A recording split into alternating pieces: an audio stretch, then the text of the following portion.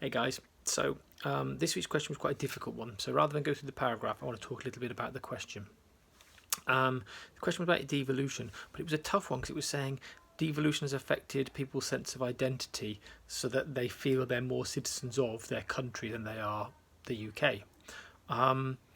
What we need to do is go back to that initial question that I've asked most of you this week when I've seen you in school.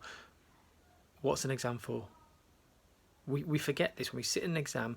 What's an exam for? It's there to test what have I learned over the last couple of years. How much of the things I've learned have I retained and can I apply? So we're not after opinions. We're after showing the examiner what do I know. So when it says has devolution affected our sense of identity, the examiner wants to see, okay, do you know what affects identity? So things like our experiences, our heritage, our culture, our values, the society we live in. And then what affects, what do we know about devolution? So about devolved powers and which powers different places have. We're trying to put that knowledge into the answer because that's the stuff we want to show the examiner we've remembered. So in this particular question, arguments for devolution, creating a different sense of identity, might be arguments around what they're allowed to do in certain nations. So, for example, the lack of tuition fees in Scotland, or a different taxation system. That the fact that they get to elect their own representatives who have more power means that somehow they feel more directly linked to their democracy, and that affects their identity as a nation. You could bring the media into this as well, I guess. The arguments against saying, well, actually, these things have existed, devolution or not. Culture, Scottish culture, Welsh culture, heritage, whatever it might be. Devolution hasn't changed that. It hasn't accelerated that.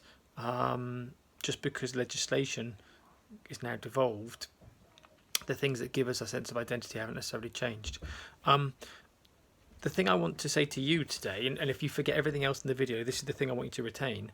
Devolution is a hard part of the course to talk about, but right now with this coronavirus, we're getting the best examples to use in our exam. If devolution comes up again, we should feel good because we can talk about what's happening now.